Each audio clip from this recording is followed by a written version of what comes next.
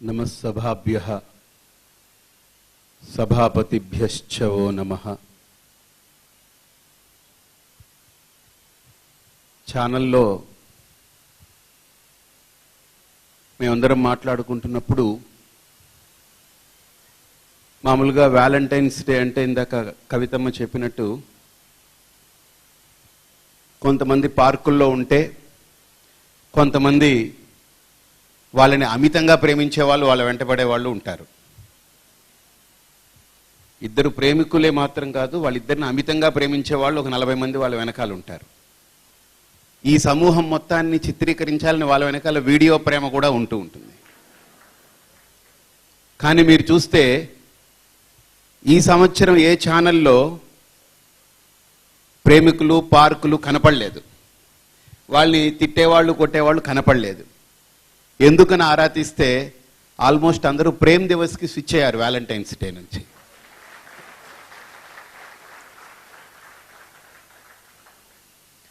మొన్న మధ్య ఎయిర్పోర్ట్లో ఖాళీగా ఒక 10 నిమిషాల సమయం ఉంటే కూర్చున్నప్పుడు నారాయణ గారు, మీ అందరికీ తెలుసు, CPM or CPI I don't know, వారు నా పక్కన కూర్చున్నారు. స్వామీజీ మీరంటే నాకు చాలా ఇష్టం అన్నారు. ఒకసారి ఉలిక్కి పడ్డాను. నేనన్నాను, ఏ రకంగా మీరు ఇష్టపడతారనంటే మిమ్మల్ని మేము స్వామీజీగా చూడమండి అన్నారు. ఇదేంటంటే విడ్డూరం, నన్ను మీరు ఎలా చూస్తున్నారని అడిగాను. లేదండి మీరంటే మాకు చాలా ఒక అభిమానం ఉంది అని అంటూ వారు ఏంటనంటే, మాది మియాపూర్ దగ్గర ఒక వృద్ధాశ్రమం ఉంది, మా సోదరులందరూ అక్కడ ఉంటారు, మేము ఎవరిని తీసుకొచ్చినా వాళ్ళు ఏమంటారంటే ఒక్కసారి పరిపూర్ణానంద స్వామిని తీసుకురండి, ఒక్కసారి వారిని తీసుకురండి, మాకు చూపించండి అని అంటున్నారు, మీరు ఒక్కసారి రావాలి అన్నారు. తప్పకుండా వస్తానండి అన్నాను. మీరు చాలా మంచి కార్యక్రమాలు చేపడుతున్నారు ఛానల్ ద్వారా, చాలా ఆ మంచి కార్యక్రమాలు సమాజంలో విస్తృతంగా పెరగాలని నేను కూడా కోరుకుంటున్నానని చెప్పి వారు చెప్తే నాకు అనిపించింది, మనం సంకల్పం మంచిదే, ఏ శత్రుత్వాలు ఏది ఉండవు మన చుట్టూత, మొత్తం అంతా ఒకటైపోతుంది అనేటువంటిది నాకు అర్థమవుతుంది. మనల్ని ఎవరు వ్యతిరేకించలేరు, ఎందుకంటే సంకల్పంలో స్వచ్ఛత ఉంటే ఖచ్చితంగా వస్తుంది. ఉదాహరణకు తెలంగాణ ఎలా వచ్చింది, మొత్తం 4 కోట్ల మంది 5 కోట్ల మంది గుండె చెప్పుడుగా మారింది కాబట్టి, ఆ సంకల్పం పవిత్రమైంది కాబట్టి ఈరోజు తెలంగాణ ప్రత్యేకంగా ఆవిర్భావం అయిపోయింది.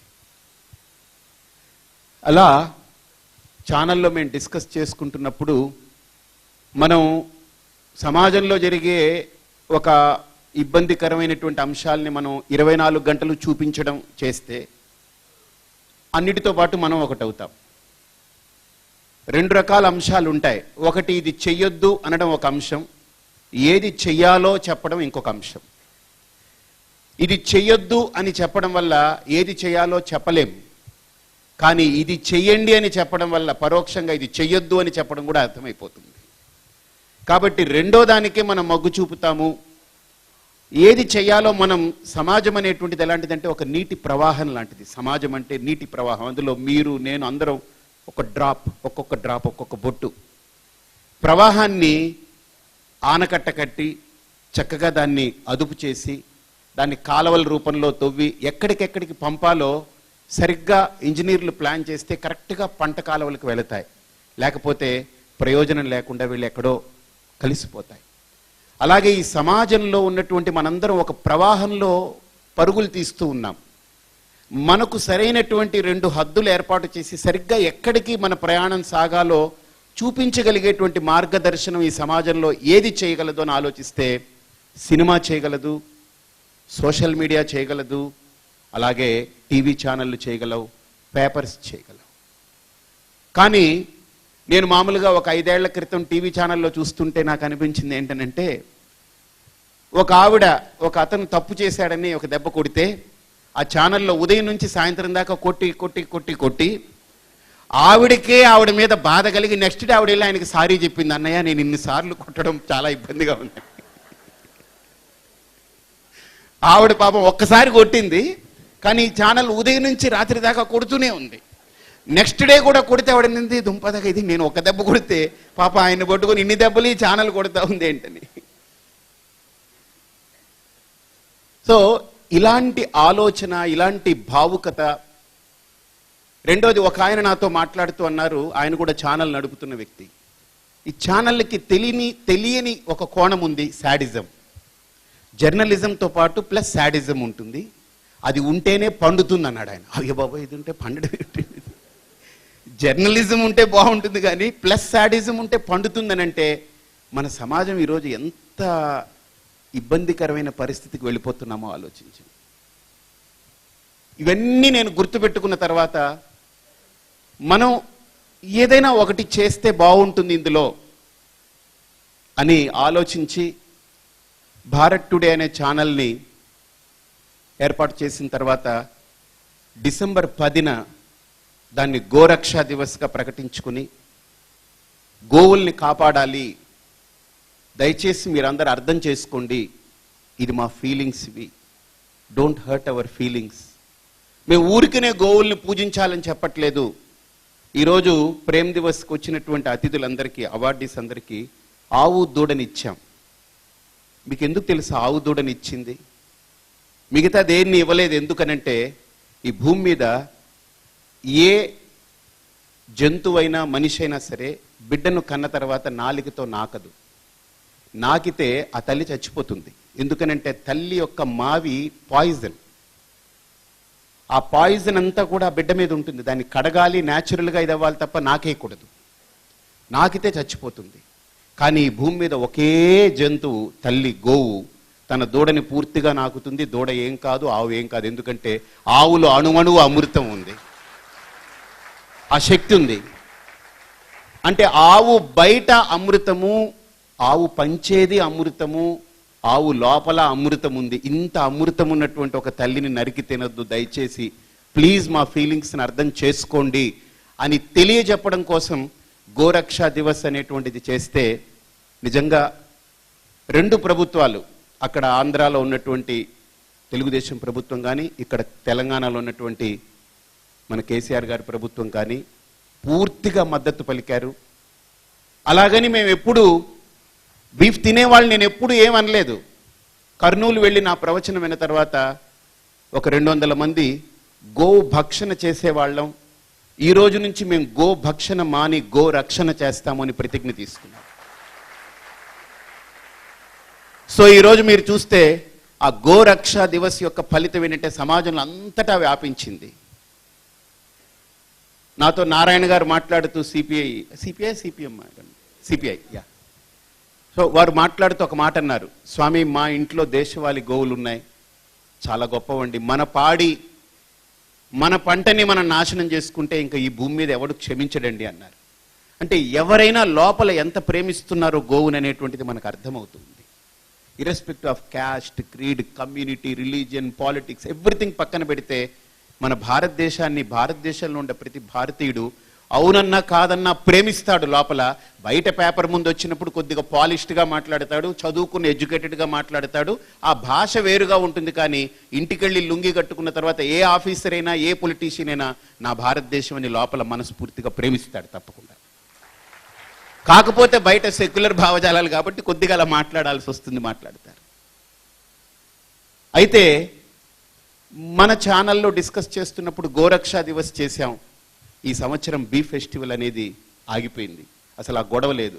నిజంగా మనందరం ఆ బీఫ్ ఫెస్టివల్ని ఆపేసినందుకు ఆ యూనివర్సిటీ విద్యార్థులకు కానీ అక్కడ ఉన్నటువంటి సభ్యులందరికీ ఒక్కసారి కరతాళ ధ్వనులు మనం చేస్తాం. కారణం ఏదైనా అవ్వచ్చు, ప్రభుత్వాలు వాళ్ళ మీద ఒత్తిడి తీసుకురావచ్చు, లేదా గోరక్షా దివస్ ప్రభావం ఎంత పడిందో నాకు తెలియదు. అన్ని ఛానళ్ళు కూడా సపోర్ట్ చేశాయి ఆ రోజు గోరక్షా దివస్ని. ప్రతి ఊర్లో గోవుల్ని చక్కగా పూజించడం అనేటువంటి ఒక సంస్కృతి తీసుకురావడం జరిగింది. ఆ రోజున ఒక ప్రభావం సమాజం మీద పడింది. అలాగనే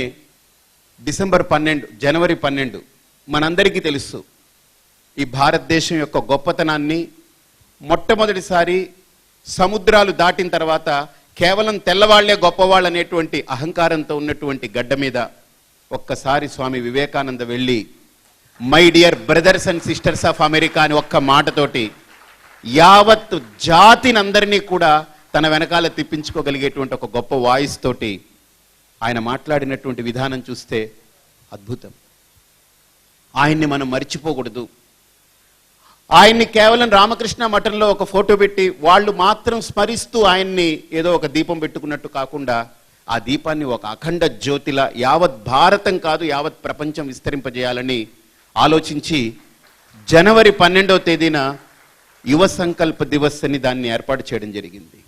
చేసి ఏం చేయాలి అని ఆలోచిస్తే యువతీ యువకుల్ని తీసుకురావాలి, వాళ్ళని తెర మీదకి తీసుకొచ్చి వాళ్ళ యొక్క గొప్ప స్ఫూర్తిని చూపించాలి. చాలామంది మనం అనుకుంటుంటాం మాకు వీళ్ళు సహాయం చేయలేదు, వీళ్ళు ప్రభుత్వం ఏం చేయలేదు, వీళ్ళు ఏం చేయలేదని మనం కంప్లైంట్ చేస్తూ ఉంటాం. మొన్న యువ సంకల్ప దివస్లో ఒక అమ్మాయి యొక్క స్టోరీ మీ అందరూ చూశారు. వాళ్ళ నాన్నగారు మంగలి బార్బర్ పని చేస్తారు, ఖమ్మం జిల్లాలో ఉంటారు. ఆ అమ్మాయి కథ చూస్తే ఒక్కసారి నాకే ఏడుపు వచ్చింది. ఆ ఏవి చూసినప్పుడు నా పక్కనున్న ఇంకో స్వామీజీ ఉన్నారు, అహోబిల స్వామీజీ, వారు ఏడిచారు. అందరూ ఏడిచారు. ఆ రోజు సభలో ఉన్న వాళ్ళు, టీవీలో చూసేవాళ్ళు. వాళ్ళ నాన్నగారికి రెక్కాడితే కానీ డొక్కాడదు. వాళ్ళ నాన్నగారు ఆ రోజు పని చేస్తే వచ్చిన డబ్బు ఇంటికి తీసుకెళ్తే 2 ఆడపిల్లలు వాళ్ళ అమ్మ ఆయన కడుపు నిండా తింటారు. అలాంటి వ్యక్తికి ఉన్న పళ్ళంగా ఒకరోజు ఉన్నట్టుగా ఈ 2 కాళ్ళు చచ్చుపడిపోయి ఆయన షాపులోనే కాళ్ళు 2 చచ్చుపడిపోయి కుదేలు పడిపోయాడు. ఆయన ఏం చేయాలో తెలియలేదు. ఆయన ఆ రోజు పని చేయలేదు, ఇంటికి భోజనం లేదు, ఎవరూ పట్టించుకోలేదు. రోజు కటింగ్ చేయించుకున్న వాళ్ళు, షేవింగ్ చేయించుకున్న వాళ్ళు కూడా సహకారం అందివ్వలేదు. ఇంటికి వెళ్ళిన తర్వాత ఆయన తీసుకెళ్ళి ఇంట్లో పెట్టారు. తర్వాత రోజు ఇమ్మీడియట్గా ఆ అమ్మాయి రాత్రంతా ఆలోచించి 6వ తరగతి చదువుతుంది ఆ అమ్మాయి. ఆ అమ్మాయి వాళ్ళ నాన్న కత్తిరి దువ్వెన పట్టుకుంది, కత్తి పట్టుకుంది, షాప్కి వెళ్ళింది. నెక్స్ట్ డే ఆ అమ్మాయి కటింగ్ అది మొదలుపెట్టింది, షేవింగ్ చేయడం మొదలుపెట్టింది. ఆ కుటుంబాన్ని కాపాడుతూ డబ్బులు ఇచ్చి తను చదువుకుంటుంది. ఇలాంటి వ్యక్తిత్వాల్ని పరిచయం చేసినప్పుడు వెంటనే ఈనాడు పేపర్ వాళ్ళు కూడా స్పందించి ఒక పెద్ద ఆర్టికల్ వేసి ఆ అమ్మాయి గురించి చక్కగా ఇది చేశారు. నిజంగా వారికి కూడా కృతజ్ఞతలు. అలాగే ఒక జర్నలిజం అనేటువంటిది సహజంగా నా అభిప్రాయం ఏంటనంటే సమాజం అనే ఒక ప్రవాహాన్ని ఎలా నడిపిస్తే ఆ సమాజం అనే ప్రవాహం ఒక అద్భుతమైనటువంటి ఫలితాల్ని రాబట్టగలుగుతుందో దాని వైపు నడిపించడం జర్నలిజం ఒక ప్రధానమైన లక్ష్యము. అంతేగాని ఒక వ్యక్తిని టార్గెట్ చేసి ఇంకా ఆ వ్యక్తి మానసికంగా దెబ్బతినేదాకా కొట్టడమో, లేదా ఒక లోపాన్ని తీసుకొచ్చి దాన్ని 24 గంటలు చూపించి సమాజానికి ఆ లోపమే సమాజం అంతా అని చూపించడమో, లేదా ఎంతసేపటికి రాజకీయ నాయకుల యొక్క రచ్చని చూపించి మనకే మన మీద అసహ్యం పుట్టేలాగా చేయడమో కాకుండా సమాజానికి ఒక అద్భుతమైనటువంటి మార్గదర్శనం చేయగలగాలి, మంచి సందేశం ఇవ్వగలగాలి, కార్యక్రమాల్ని మనం భుజానికి ఎత్తుకోవాలనేటువంటిది ఒక ఆలోచన కలిగింది. దాన్ని యువ సంకల్ప దివస్గా వివేకానంద స్వామి యొక్క స్మృతికి చిహ్నంగా ఆయన్ని ప్రతి యువకుడిలో ప్రతిష్టాపన చేయాలనేటువంటి ఒక సంకల్పం బయలుదేరి చేశాము. 2 సంవత్సరాలుగా చేస్తే దాంట్లో మీరందరూ చూసుంటారు. గట్టు శంకర్ అని గత ఏడాది ఆయనకి మేము అవార్డు ఇచ్చిన తర్వాత సుమారు 60-70 లక్షల రూపాయలు ఆయనకి బయట నుంచి వచ్చి 400 మంది పిచ్చివాళ్ళని ఇప్పుడు అడాప్ట్ చేసుకుని అతను చాలా అద్భుతమైన కృషి చేస్తున్నారు. నేను అదే కవితమ్మకు కూడా చెప్పానమ్మా, ఒక్కసారి మనం వెళదాం, మీలాంటి వాళ్ళ దృష్టి పడితే అద్భుతంగా దాని యొక్క ప్రభావం ఉంటుంది. మేమందరం ఏదో తలో కొంత వేసి చేస్తూ ఉన్నాం. మొన్న ఎవరో నా దగ్గరకు వచ్చి స్వామి మీకు ఏదైనా సహాయం చేయాలనుకుంటున్నానంటే నేను చెప్పాను నాకంటే ముందు ఆ ఆశ్రమానికి ఏదైనా పంపండి అంటే ఆయన పాపం పెద్ద వ్యక్తి 2 లారీలు బియ్యం పంపాడు. చాలా గట్టిగా మంచి ప్రయత్నం చేశారు. ఇలాంటివి జరుగుతూ ఉన్నాయి. ఈ నేపథ్యంలో మరో ఆలోచన కలిగింది. వ్యాలంటైన్స్ డేని తప్పు అనడం కంటే ఏది ఒప్పు మనం చేద్దాం. ఇది తప్పు అనడం కాదు, ఇది తప్పు అనడం 9 మంది అంటారు, కానీ మనం ఒక్కళ్ళం తప్పు అనేది కాదు, ఒప్పేదో మనం చెప్దాం అనే ఆలోచనతోటి ప్రేమ్ దివస్గా మార్చడం జరిగింది. అది అర్థం కాని వాళ్ళు స్వామీజీకి ఫోన్ చేసి జ్ఞానదాన స్వామికి రామకృష్ణ మఠం ఏమిటి, 2 స్వామీజీలు ఏమిటి, మీ మధ్య ప్రేమ దివస్ ఏమిటి, దీనికి మమ్మల్ని అందరినీ పిలవడం ఏమిటి, దీనికి కవితమ్మ చీఫ్ గెస్ట్ ఏమిటి, మేయర్ గారు రావడం ఏమిటి, నవీన్ మిట్టల్ రావడం ఏంటి, లేకపోతే వీళ్ళందరూ ఏంటి, అసలు ఏం జరుగుతుందండి నేను ఆయనకి ఫోన్ చేస్తుంటే ఎన్నింటికి సమాధానం చెప్తారండి ఆయన? ఒకటే సమాధానం, అన్నిటికీ బ్రహ్మాస్త్రంలాగా ఒకటే సమాధానం, నువ్వు వచ్చి చూడు అంతే బస్.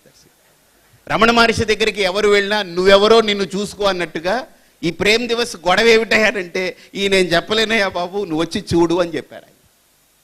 అయితే ఈ ప్రేమ్ దివస్ అనేది మీరు చూశారు. ప్రేమ గురించి చెప్పాలి అని అంటే ఎక్కువ మాట్లాడిన ఒక మాట చెప్పి పూర్తి చేస్తాను. నాకు ఐన్స్టీన్ గుర్తుకొస్తున్నారు. ఐన్స్టీన్ అంటే నాకు చాలా ఇష్టం. నేను సైన్స్ చదువుకోలేదు, 10th discontinued, but I admire Einstein who has really bestowed E = mc². ఆ సూత్రమే లేకపోతే ఈరోజు సైన్స్ అనేది లేదు. దాని మీదనే నిలబడింది ఈరోజు సైన్స్ అంతా. ఆయన చరిత్ర గురించి 2 నిమిషాలు చెప్పి పూర్తి చేస్తాను. 1903లో ఆయనకి పెళ్ళయింది. మ్యారేట్ అని ఆయన భార్య. ఆవిడ ఆయన్ని ప్రేమించి పెళ్లి చేసుకుంది. ఒకటే క్లాస్లో ఉండేవారు. ఆయన పెళ్లి చేసుకున్నా కూడా సైన్స్ మీదనే ఆయన రాత్రి ఆయన పగలు గడిచేది. ఆయనకి 2 పిల్లలు పుట్టారు. ఆవిడ పిల్లల్ని ఒకళ్ళని చూసుకుంటూ ఇంకొకళ్ళని కష్టమైనప్పుడు ఐన్స్టీన్ ఒడిలో కూర్చోబెట్టేస్తే ఆయన ఒడిలో కూర్చోబెట్టుకుని సైన్స్ వర్క్ చేసుకున్నారు. వాడు ఏడిచినా వినపడేది కాదు. అంటే అంత పరాకాష్ఠలో ఆయన ఒక పెద్ద ప్రయత్నం చేశాడు.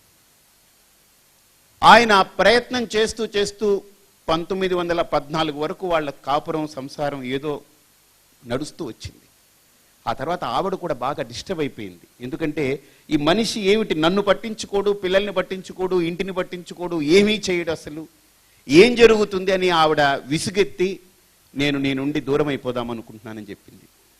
సరిగ్గా 1918 డైవర్స్ వచ్చింది. ఆయన డైవర్స్ రావడానికి ముందు ఆయన చెప్పారు, ఒక్కసారి అర్థం చేసుకో, నా కృషి అంతా ఫలిస్తుంది, నిన్ను డైవర్స్ తీసుకోవడం వద్దనట్లేదు, ఎందుకంటే నీకు నా నుండి దూరం అవ్వాలనే కోరిక కలిగింది, ఏదో నా వల్ల బాధపడ్డావు, వెళ్ళిపోదు, కానీ నాకు నోబెల్ ప్రైజ్ వస్తుంది, వచ్చిన తర్వాత డైవర్స్ తీసుకో అన్నారు. ఎందుకు అనంటే ఒక్కటే మాట, నీ దగ్గర డబ్బులు ఉండవు, నన్ను వదిలి వెళ్ళిపోతే నువ్వు బాధపడతావు, నా నోబెల్ ప్రైజ్కి వచ్చే మొత్తం మిలియన్స్ నువ్వు పట్టుకెళ్ళిపోదు, కానీ ఇప్పుడు వద్దు అన్నారు ఆయన. అమెరికాలో ఏంటంటే డైవర్స్ ఇచ్చేటప్పుడు భర్త దగ్గర ఉన్నటువంటి ఆస్తి సగం మొత్తం భార్యకి వెళ్ళిపోతుంది. ఆయన దగ్గర ఏమీ లేదు చిల్లుగవ్వ. ఆయన అందుకనే 1 సంవత్సరం వెయిట్ చేయి, నాకు నోబెల్ ప్రైజ్ వస్తే నీకు మొత్తం రావద్దు, మొత్తం తీసుకెళ్ళి, ఎందుకంటే నోబెల్ ప్రైజ్ రావడానికి 19 ఏళ్ళు నాతో ఉండి నా తల్లిలాగా నాకు అన్నం పెట్టి నన్ను ఏదో భరించావు, నేను కష్టపెట్టిన, నువ్వు కారకురాలు అని చెప్పాడు ఆయన. ఆవిడ ఒప్పుకోలేదు, నా వల్ల అవ్వదు, నేను మానసికంగా దెబ్బతిన్నాను, ఇంక నేను ఉంటే నేను బ్రతకడం కూడా వేస్ట్ అని చచ్చిపోవచ్చు ఒకరోజు, నన్ను దయచేసి వెళ్ళిపోని అని వెళ్ళిపోయింది 1918లో. ఆయనకి 1921లో నోబెల్ ప్రైజ్ వచ్చింది. ఈ E = mc² అనే సూత్రానికి పెద్ద ప్రైజ్ వచ్చింది. నిజంగా ఐన్స్టీన్కి నోబెల్ ప్రైజ్ కూడా చాలా చిన్నది నా దృష్టిలో. నేను యుఎస్ వెళ్ళినప్పుడు ఆయన ఇల్లు ఎక్కడో వెతికి పట్టుకుని న్యూజెర్సీ దగ్గర ఒక చిన్న ఇది ఉంటే నేను వెళ్ళి దానికి ప్రదక్షిణం చేసి వచ్చాను. ఎందుకంటే ఒక సెయింట్గా అని కాదు, నిజంగా ఆయన ఒక గొప్ప ఋషి ఐన్స్టీన్, చాలా గొప్ప వ్యక్తి. ఎందుకంటే ఆ E = mc² అనే సూత్రాన్ని ఎంత ఉపాసన చేస్తుంటే నిజంగా ఒక మహావాక్యంలాగా అనిపిస్తూ ఉంటుంది నాకు ఒక్కొక్కసారి. అంత అద్భుతమైన సూత్రం అది. చాలా గొప్ప వ్యక్తి. ఆయన గురించి చెప్పడానికి నాకు ఇప్పటికీ ఒక ఫీలింగ్ ఏంటంటే, ఇంత గొప్ప వ్యక్తి, నిజంగా ఋషే. 1921లో ఆయనకి నోబెల్ ప్రైజ్ వస్తే కొన్ని మిలియన్ల డాలర్లు వచ్చాయి ఆయనకి ఆ నోబెల్ ప్రైజ్కి. ఆ నోబెల్ ప్రైజ్ అందుకున్న తర్వాత రోజు ఆ డబ్బునంతా ఆ భార్యకి పంపించేశాడు. చూడండి, డైవర్స్ అయిపోయి 2 ఏళ్ళు అయిపోయినా 3 ఏళ్ళు అయిపోయినా పంపించాడు. రెండో భార్య ఉంది, అప్పటికి పెళ్లి చేసుకుంది ఇంకొక అమ్మాయి, ఆయనకి బాగా నియర్ రిలేటివ్ ఒక అమ్మాయి. ఎందుకంటే ఈయన గొప్పతనాన్ని చూసి ఆయనకి సర్వీస్ చేయాలని చేసుకుంది. ఆ అమ్మాయి అడిగిందట, డైవర్స్ అయిపోయింది, నిన్ను వదిలేసింది, వెళ్ళిపోయింది, నేను డబ్బు గురించి అడగట్లేదు, ఎందుకు నువ్వు అలా ఇస్తున్నావు అని అంటే ఆయన అన్నాడు, నన్ను వదిలి వెళ్ళిపోయిందే కానీ నన్ను ఎప్పుడు విడిచిపెట్టిపోలేదు, ఆవిడ నేను ఎప్పుడు వదలలేదు, అంతేకాదు పాపం పిచ్చిది, నన్ను వదిలి వెళ్ళిపోయింది, ఎక్కడ కష్టపడుతుందో, ₹1 కూడా ఇవ్వలేకపోయాను నేను, కాబట్టి ఈ ప్రైజ్ వచ్చిందంటే దానివల్లే కదా అని మొత్తం దానికి అప్పచెప్పేశారు ఆవిడకి, ఆ మ్యారేట్కి. నిజంగా ప్రేమ అంటే నన్ను కాదన్నా కూడా నేను వాళ్ళ యొక్క బాగోగుల్ని చూడడం, అది ప్రేమ. హ్యాట్స్ ఆఫ్ సార్, ఇంకా గట్టిగా అవ్వచ్చు. అంతేకాదు, ఐన్స్టీన్ ఉంటున్నటువంటి వీధిలో, ఈ కథ ప్రతి ఒక్కరు చెప్తూ ఉంటారు, ఐన్స్టీన్ ఉంటున్నటువంటి వీధిలో ఒక చిన్న బాబు ఆడుకుంటూ ఐన్స్టీన్ ఇంటికి వచ్చాడట. Uncle, I have a doubt with some maths అని. ఆయన ఐన్స్టీన్ కూర్చోబెట్టి అన్నీ చెప్పాడట. అన్నీ చెప్తే ఆ కుర్రాడు ఉండి, ఆ బాబు ఉండి, uncle you are so great, can you give me tuition for every day? నాకు రోజు ఆ కుర్రాడికి ఐన్స్టీన్ అని తెలియదు అని. సో ఐన్స్టీన్ అన్నాడు, okay I will tell you అన్నాడు. ఆ కుర్రాడు అన్నాడు, I have pocket money that I save, I can give you $1 per a week అన్నాడు. వారానికి $1 ఇస్తాను నీకు, నాకు ట్యూషన్ చెప్తామంటే ఈయన, ఓ నైస్, $1, ఓ గ్రేట్ అని ఈయన డాలర్ తీసుకునేవాడట. వీళ్ళ నాన్నకి ఒకరోజు తెలిసి వచ్చింది, వీడు ఎక్కడికో వెళ్తున్నాడు ట్యూషన్కి అని. ఏంటని చూస్తే ఐన్స్టీన్ ఇంటికి. వీడు పిచ్చెక్కిపోయి వీళ్ళ నాన్న, ఒరే నీకు ఎవరో తెలుసా, ఏమిటి తెలుసా అంటే ఐన్స్టీన్ ఉండి మాట్లాడకని పక్కకు తీసుకెళ్ళి, నీ కొడుక్కి ఐన్స్టీను లేకపోతే ఈ ప్రపంచం ఏమీ తెలియదయ్యా, నాకు అలాంటి నిష్కల్మషమైనటువంటి ఒక స్వచ్ఛమైన పిల్లాడితో నేను గడపడం అనేది నా జీవితంలో నేను చేసుకున్న గొప్ప క్షణాలు. నాకు నోబెల్ ప్రైజ్ వచ్చినప్పుడు ఎంత డబ్బు వచ్చిందో నాకు గుర్తులేదు, ఎందుకంటే అది నా భార్యకి ఇచ్చాను. కానీ వీడిచ్చే $1 వెనక నాకు ఆ ప్రేమ ఉందయ్యా, డోంట్ డిస్టర్బ్ దిస్. వాడికి నేను ఐన్స్టీన్ అని చెప్పి నాకు ఈ సుఖాన్ని దూరం చేయకని చెప్పాడట. గొప్ప గొప్ప వ్యక్తులు అలా ఉంటారండి. ఎంత ఎదిగినా, ఒక పాట ఉంది, సినిమా పాట, ఎదిగిన కొద్దీ ఒదగమని అర్థమందులో ఉంది అని. ఎంత ఎదిగామని కాదు, ఎంత మనం ఒదిగున్నాము అని. కాబట్టి ఈరోజు ప్రేమ్ దివస్ సందర్భంగా నేను మీ అందరికీ చెప్పగలిగేది ఏంటనంటే, మనం 20 ఏళ్ళు బ్రతికాము. ఒక ఆయన నాకు 60 ఏళ్ళు స్వామీజీ, మీరు మా ఇంటికి ఒకసారి వస్తారా అన్నాడు. నేను అడిగాను, ఒకసారి చెప్పరా అని అడిగాను. ఏంటి మళ్ళీ చెప్పండి. నాకు 60 ఏళ్ళు, మీరు మా ఇంటికి వస్తారా అని అంటే నాకు అనిపించింది, నవ్వు వచ్చింది. ఎందుకు నవ్వారనంటే, 60 ఏళ్ళు వచ్చిందని సంబరపడిపోతున్నావు, 60 ఏళ్ళు దూరం అయిపోయావు నువ్వు, 60 ఏళ్ళు నీ చావుకు దగ్గరయ్యావు అనేది అర్థం చేసుకుంటే చాలా గొప్పగా మార్పు వస్తుంది. మనం పుట్టినరోజు చేసుకునే రోజు ఒక్కసారి మనం ఈరోజు పుట్టాము అని అంటే, పలానా డేట్లో మనం పుట్టాము అని అంటే, నేను ఎప్పుడు అనుకుంటూ ఉంటాను, రాత్రి పడుకుంటే ఉదయం లేస్తామో లేవమో మనకేమన్నా కన్ఫర్మ్ ఉందా? లేదు. ఎంతోమంది సైలెంట్ మైల్డ్ హార్ట్ అటాక్ తోటి రాత్రిపూటే పోయిన వాళ్ళు ఉన్నారు. మనం ఉదయం లేచాము అని అంటే today is a gift for us. అందుకనే మన ఇంగ్లీష్లో కూడా అద్భుతమైనటువంటి వాక్యం ఒకటి ఏంటనంటే, నిన్న అనే దాన్ని ఇంగ్లీష్లో ఏమంటాం చెప్పండి? ఎస్టర్డే అంటాం. రేపునేమంటాం? టుమారో అంటాం. ఈ రోజునేమంటాం? ఇంకోటి కూడా అంటాం, ప్రజెంట్ అంటాం. ఈరోజు మనం ఉదయం లేచాము అని అంటే it's not today, it is a present for you. ఈరోజు నీకు ఒక ప్రజెంటేషన్ అది. ఈరోజు నువ్వు బ్రతకాలి. అందుకని ఉదయం లేవగానే నేను ఒకటే అనుకుంటున్నాను, భగవంతుడా, ఈరోజు కూడా మంచం మీద లేచేటప్పుడు నేను దేవుణ్ణి ప్రార్థించను, దేవుణ్ణి ఒకటే ప్రార్థిస్తాను, నాకు కళ్ళు ఇచ్చావు కదా, నా కళ్ళు 100 మందికి ఒక మంచి చూపులా మారాలి. భగవంతుడా, నాకు 2 చేతులు ఇచ్చావు, నా 2 చేతులు అట్లీస్ట్ ఇద్దరికైనా భోజనం పెట్టగలిగే ఒక అవకాశాన్ని నా చేతులకి ఇవ్వు. అలాగనే నాకు కాళ్ళు ఇచ్చావు, ఎవరికైనా ఉపయోగపడగలిగే 4 అడుగులు వేసే అవకాశం నాకు ఇవ్వు. లోపల అవయవాల గురించి మనం కోరుకుంటే మనం బ్రతకడం కోసం కోరుకున్నట్టు, నా హార్ట్ బాగుండాలి, నా లివర్ బాగుండాలి. లివర్ ఎవరికి పనిచేయదు, కిడ్నీలు ఎవరికి పని, అది మనకు పనిచేస్తుంది. కాబట్టి లోపల అవయవాల గురించి మనం చాలా ప్రయత్నం చేస్తాం, కానీ బయట అవయవాల గురించి మనం భగవంతుని ప్రార్థిస్తే బయట అవయవాలు ఇతరులకి పనిచేస్తాయి. అందుకనే బయట భగవంతుడు ఎందుకు పెట్టాడంటే, నీకోసరం బ్రతికేది లివరు, నీకోసరం బ్రతికేది కిడ్నీ, నీకోసరం హార్ట్ ఉంది, నీకోసం బ్రెయిన్ ఉంది, అన్నీ ఉన్నాయి. కానీ ఇతరుల కోసం బ్రతకడానికి చేతులు, ఇతరుల కోసం నడవడానికి కాళ్ళు, ఇతరుల కోసం చెవులు, కళ్ళు, ముక్కు నీకు ఇవ్వబడింది. కాబట్టి వాటిని ఇతరుల కోసం ఉపయోగించడానికి రోజుకొక్కసారి ఉదయాన్నే లేవగానే మీరు ప్రే చేయాలి. ఆ ప్రేయరే మనకు సంస్కృతంలో ఋషులు చెప్పారు, భద్రం కర్ణే విశృణుయామ దేవాహ, భద్రం పశ్యేమాక్షభిర్యజత్రాహ, స్థిరైరంగైస్తుష్టువాంసస్తనూభిః వ్యశేమ దేవహితం యదాయుహు అని. నిజంగా మనం ఎంతకాలం బ్రతుకుతామో ఎవ్వరికీ తెలియదు. కానీ నేను ఎప్పుడు ప్రవచనంలో చెప్తుంటాను, మ్యానుఫ్యాక్చర్ డేట్ ఉందనంటే కింద ఎక్స్పైరీ డేట్ ఉంటుంది. ఇన్ఫ్యాక్ట్ ఎక్స్పైరీ డేట్ చూడకుండా మనం ఏది కొనం. అలాగనే మనకు కూడా మ్యానుఫ్యాక్చర్ డేట్ ఉందనంటే పొంగిపోవద్దు, కిందనే ఎక్స్పైరీ డేట్ ఉంది. అన్ఫార్చునేట్లీ ఫార్చునేట్లీ అది మనకు కనపడకుండా బతుకుతూ ఉన్నాం. ఎందుకంటే తెలిస్తే దాన్ని కూడా మనం డేట్ ఎక్స్టెండ్ చేయించి మ్యానిపులేట్ చేసుకుంటాం. అది కాబట్టి అది కనబడకుండా పెట్టాడు భగవంతుడు. ఏ క్షణం అండి నాకు మొన్న అనిపిస్తూ ఉంటుంది, మొన్న జయలలిత గారు పోతే నాకు అనిపించింది అంత నిండు విగ్రహం ఏం పట్టుకుపోయారండి ఆవిడ? ఏమీ లేదు. ఇక్కడ రాజశేఖర్ రెడ్డి గారు ఉండేవారు ముఖ్యమంత్రిగా, ఏం పట్టుకుపోయారు? అంతకుముందు ఎన్టీ రామారావు గారు ఏం పట్టుకుపోయారు? అంతకుముందు రాజీవ్ గాంధీ ఏం పట్టుకుపోయారు? అంతకుముందు పివి నరసింహారావు గారు ఏం పట్టుకుపోయారు? ఇందిరాగాంధీ. అంటే దేశాన్ని ఏలినా, రాష్ట్రాలను ఏలినా, ప్రపంచాలను ఏలినా, హిట్లర్ అయినా, అలెగ్జాండర్ అయినా ఇక్కడి నుంచి ఏమీ పట్టుకెళ్ళరు. That is the decision of the earth. ఈ భూమి యొక్క నిర్ణయం ఏంటంటే ఇక్కడే వదిలిపెట్టిపోవాలి అంతే. కాబట్టి మనందరం ఒక్కసారి ఆలోచించి, ఇందాక సుమ చెప్పినట్టు ఈరోజు సెల్ని మనం బాగా ప్రేమిస్తున్నాం, సెల్ ఫోన్ని. మనం సెల్ ఫోన్ ఎంత ప్రేమిస్తున్నాము అని అంటే నిజంగా ఒక ఫోబియా వచ్చేస్తుంది. నాతో ఒక ఆయన ట్రావెల్ చేస్తూ ఉన్నాడు. ఆయన పొద్దుస్తమానం చూసుకునేవాడు. ఏంటంటే రింగ్ వచ్చిందేమో, రింగ్ వస్తే వినపడుతుంది కదయ్యా అంటే ఈయనకి రింగు అలవాటైపోయి ఈయన రింగులో పడిపోయి రానప్పుడు కూడా వచ్చిందేమో అని చూస్తున్నాడు. అది ఒక ఫోబియా. అది కొంతమందికి ఉంటుంది, అలా పెట్టుకుంటారు, ఊరిని తీసి చూసుకుంటారు. ఎందుకంటే వచ్చిందేమో. ఎందుకు వచ్చింది? వస్తే నీకు తెలియదా ఎక్కడి నుంచి వచ్చేస్తుంది అది? అంటే ఇతనికి రావాలి అనుకుంటున్నాడు కాబట్టి వచ్చిందేమో అని ఒక ఆరాటం, అంతే, అంతకంటే ఏం లేదు.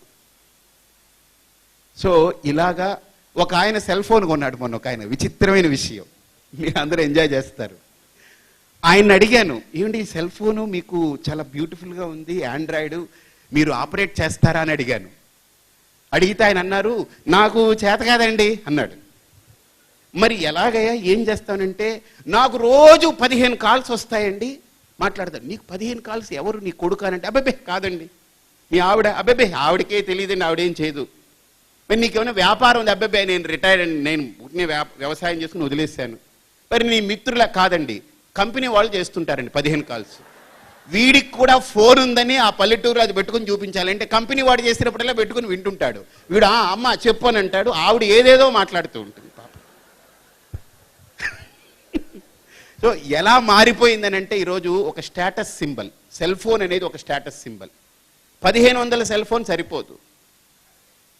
ఒక్కొక్క కంపెనీ, ఇందాక కవితం అన్నట్టు వాలంటైన్స్ డేని కూడా మార్కెటింగ్ చేయడానికి అద్భుతంగా గ్రీటింగ్ కార్డ్స్ రూపంలో చాక్లెట్ల కంపెనీలు అన్నీ కూడా హోరెత్తించాయి. ఉదాహరణకు మన ఇండియాలో కూడా ఆ పిచ్చి లేకపోలేదు. ఏం తెలుసా, అక్షయ తృతీయ అనగానే టీవీ ఛానళ్ళన్నీ మోత మోగించి బంగారం కొనకపోతే నీ జీవితం నాశనం అన్నట్టు చెప్పి ఈ ఆడవాళ్ళందరూ కూడా పిచ్చెచ్చి లేది తిక్కలేసి ఇంట్లో మొగుడు అక్షయ ద్వితీయ నాడు వచ్చాడనంటే వీడికి అక్షయంగా వీడికి శుభ్రంగా మొత్తం వడ్డించి వాయించి 1 గ్రామ్ బంగారం, అట్లీస్ట్ 1 గ్రామ్ అయినా. ఇంకా ఆవిడ అంటుంది, ఛీ ఏదో బతుకు, 1 గ్రామ్ బంగారం కూడా కొనివ్వలేవు, నువ్వు ఏంటి మొగుడివని ఈవిడ అనేస్తుందేమో అని వీడు బెంగపెట్టుకుని రాత్రి ఇంటికి రావడం మానేసి. ఎన్ని ఇబ్బందులండి అది. నాకు తెలిసి ఎక్కడా లేదండి, ఏ శాస్త్రంలో లేదు అక్షయ తృతీయ నాడు బంగారం కొని తీరాలని లేదు. ఇంకొక మాట చెప్తాను, మన శాస్త్రాల్లో ఏంటంటే అక్షయ తృతీయ నాడు నువ్వు ఒకడికి అన్నం పెడితే అది అక్షయమైన ఫలితం వస్తుంది, నువ్వు కొనడం కాదు ఇతరులకి పెట్టడం అని చెప్పింది. Please understand. ప్రకటనలు లేకపోతే ఈ మాధ్యమాలలో ఉండేటువంటి హోరు జోరు పోరు ఇవన్నీ అయిపోయి అసలు నాకు కూడా అనిపిస్తుంది ఎక్కడికి వెళ్ళిపోతున్నాం మనం. సమాజాన్ని ఎవరైనా ఒక చిన్న మిస్టేక్ తీసుకుని దాన్ని చెప్పి బ్లోఅవుట్ చేసేస్తే సమాజం పాప ఆ తప్పునే ఒప్పుగా భావించగలిగే ఒక దుస్థితిలో తయారైపోతూ ఉంది. ఇది మారాలి. మనం ఏం చేయగలం దీనికి అని అంటే భారత్ టుడే అందుకే తీసుకురావడం జరిగింది. ఆ భారత్ టుడేకి మీ అందరి ప్రోత్సాహం ఉంది, ప్రతి ఒక్కరూ దాన్ని సహకరిస్తున్నారు. ఇలాంటి ప్రేమ్ దివస్ లాంటి ప్రతి దివస్ని ప్రతి నెల కొనసాగించాలని మనస్ఫూర్తిగా కోరుకుంటూ మీ అందరికీ ప్రేమ్ దివస్ శుభాకాంక్షలు.